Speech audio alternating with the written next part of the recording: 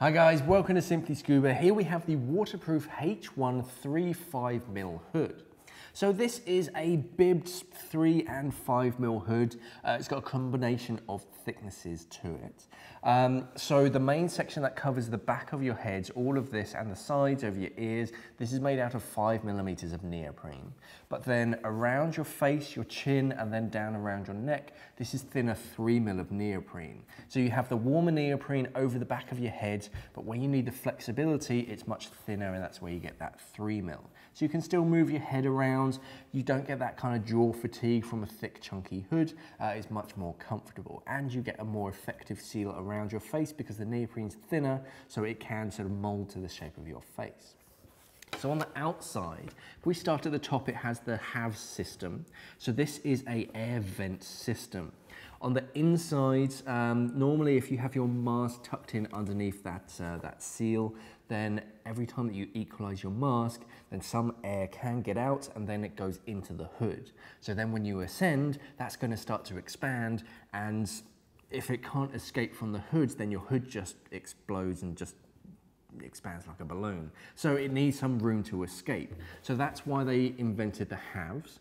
So instead of just having a simple hole that just cuts straight through the neoprene, that way water can get in and it gets really cold, this has a 2-layer system. You've got some holes on the inside, and then the air can travel through them. It then has to go sideways and then out one of these 2 vents. And that way expanding gas can escape, but cold water can't flush in.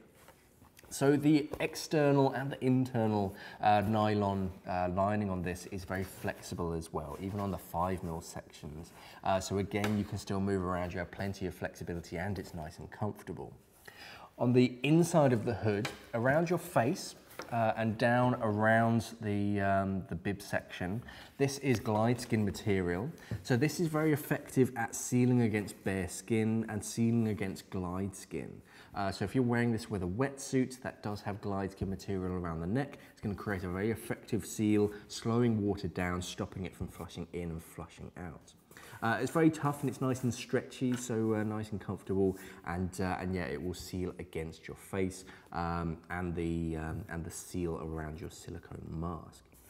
On the inside, all of the stitching is blind stitching, so you'll notice that blind stitching just means that the water cannot penetrate straight through the stitching, again stopping water from transferring and getting straight into the hood. But on certain seams you'll notice they don't even have stitching because the blind stitch is on the other side.